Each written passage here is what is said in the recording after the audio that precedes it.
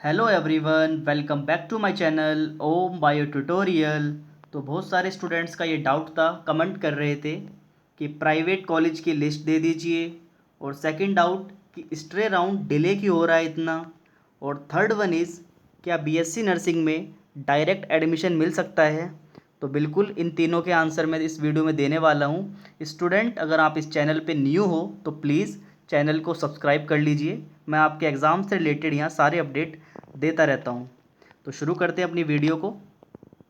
तो private college की list वो मैंने रेडी कर दी है आपकी। और नेक्स्ट वीडियो तक आपकी लिस्ट वो आप तक नेक्स्ट वीडियो में आ जाएगी। नेक्स्ट वीडियो में वो सिर्फ लिस्ट ही आएगी। उसमें लिस्ट में आईएनसी अप्रूव कॉलेज डालने हैं मैंने, आईएनसी अप्रूव।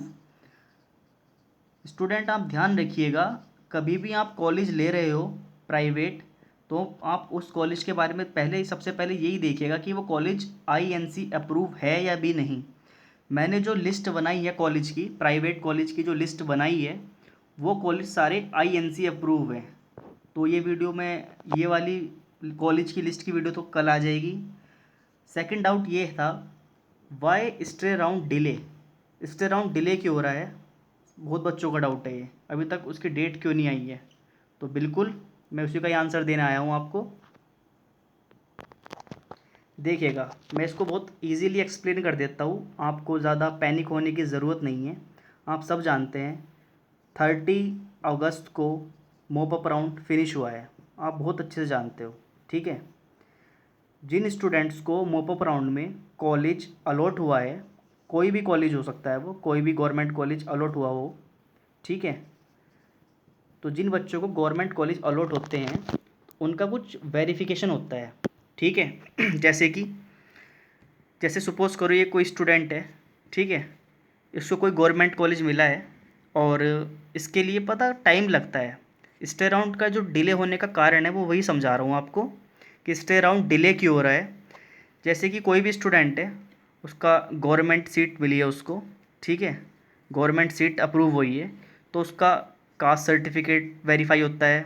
ठीक है, कास्ट सर्टिफिकेट वेरीफाई होता है, आप उसका डोमिसाइल वेरीफाई होता है, ठीक है, उसका माइग्रेशन सर्टिफिकेट वेरीफाई होता है, ठीक है, और कास्ट सर्टिफिकेट, डोमिसाइल, माइग्रेशन और मेडिकल सर्टिफिकेट, ठीक है, और आपका एफिडेविट बनता है, ठीक है, और क्लास 12th 11th और 10th इनकी मार्कशीट वेरीफाई होती है।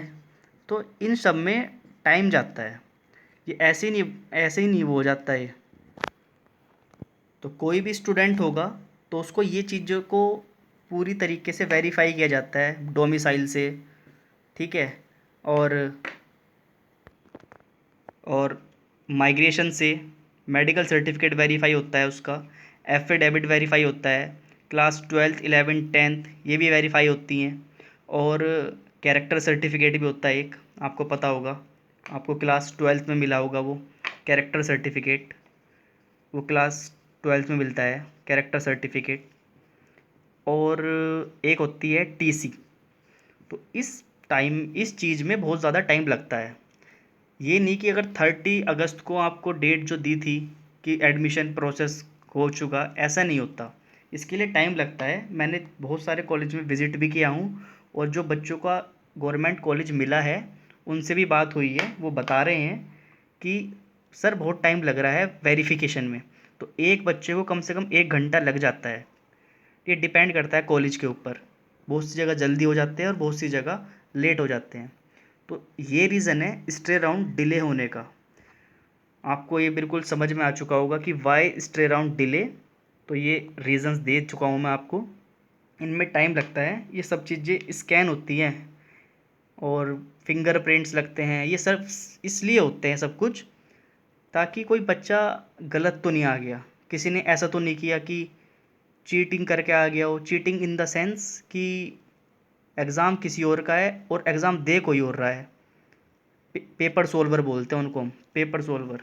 आपने ये टर्म सुनी होगी अपने कहीं ना कहीं तो, कि बच्चा कोई और है, पेपर कोई और दे रहा है, एडमिशन कोई और ले रहा है।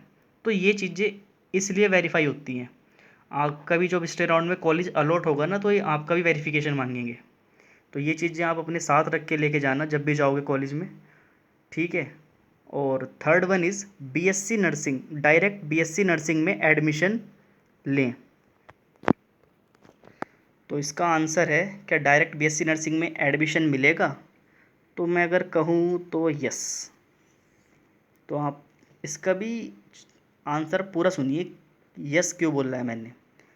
सपोज़ करो ये 3 कॉलेज हैं, कॉलेज 1, कॉलेज 2, कॉलेज 3। इस एग्ज़ाम्पल को मैं बहुत इजीली समझाता हूँ आपको, आपके बिल्कुल क्लियर हो जाएगा कि डायरेक्ट बीएससी नर्सिंग में एडमिशन कैसे मिलेगा, वो भी समझाता हूँ आपको। और मिला भी है, समझिए कैसे मिलता है।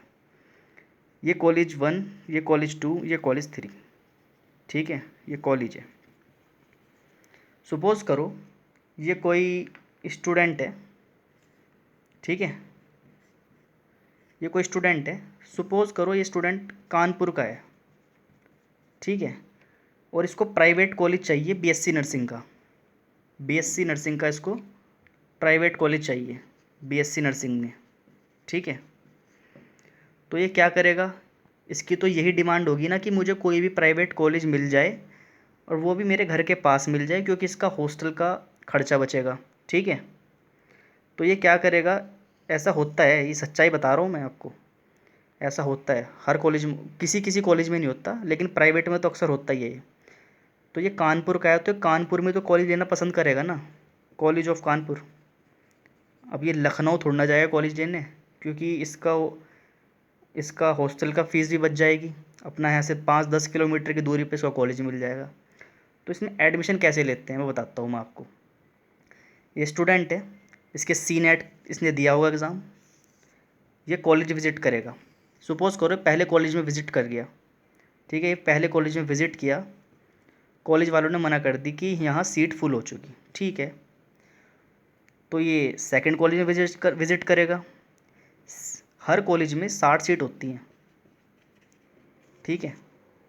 ये सेकंड कॉलेज में विज़िट कर गया, तो इसको सिर्फ कुछ नहीं करना, इसे रिसेप्शन पे एक मैम या सर मिलेंगे, कोई भी मैडम या सर मिलेंगे, ठीक है, या तो मैडम भी हो सकती है या कोई सर हो सकते हैं, ठीक है। वो इससे क्या कहेंगे कि अपना सी नेट का रिज़ल्ट दिखाओ, सी नेट का रिज़ल्ट आपका क्वालिफाई है, वो ये पूछेंगे इससे। ये स्टूडेंट बोलेगा हाँ मेरा रिज़ल्ट क्वालिफाई है, मुझको एडमिशन चाहिए। तो ये एडमिशन कैसे होगा, ये सर और मैम जो भी हैं ये इसका रिज़ल्ट ले लेंगे और क्या करेंगे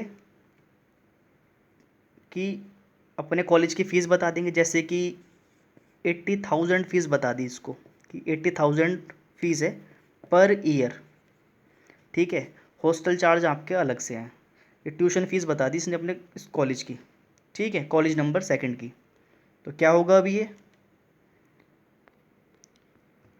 तो अब जो रेस्पॉन्सिबिलिटी है वो कॉलेज की है, कॉलेज की, जो कॉलेज ने सेलेक्ट किया है बच्चे ने सेकंड कॉलेज, तो इस बच्चे की रेस्पॉन्सिबिलिटी, इस कॉलेज वालों की रेस्पॉन्सिबिलिटी है कि ये कॉलेज वाले क्या करेंगे, इसकी काउंसलिंग खुद कराएंगे। इससे कम से कम 10,000 रुपीज़ लेंगे, 10,000 रुपीज़ इससे लेंगे, जो कि फ़ीस में एडजस्ट हो जाते हैं बाद में। और फिर इस बच्चे को सेकंड कॉलेज ही मिलता है। ये जो मैं बता रहा हूँ ना, ये जो जितना भी बताया 3 कॉलेज का, ये सिर्फ़ और सिर्फ प्राइवेट कॉलेज के लिए वैलिड है, गवर्नमेंट कॉलेज के लिए वैलिड नहीं है। तो ऐसे होता है, बिना डायरेक्ट एडमिशन कैसे होता है वो ऐसे होता है, ठीक है।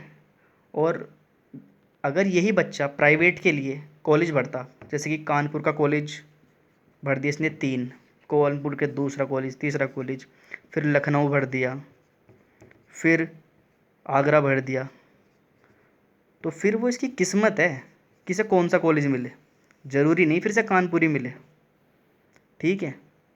तो ये सब होता है। होप आपको वीडियो समझ आ गई होगी। अगर कोई भी डाउट हो तो पहले ये वीडियो देख लेना, फिर मेरे को इंस्टाग्राम पे डीएम कर देना। मैंने आपको समझा दिया है स्टे राउंड डिले क्यों हुआ है और प्राइवेट कॉलेज की लिस्ट कल तक आ जाएगी।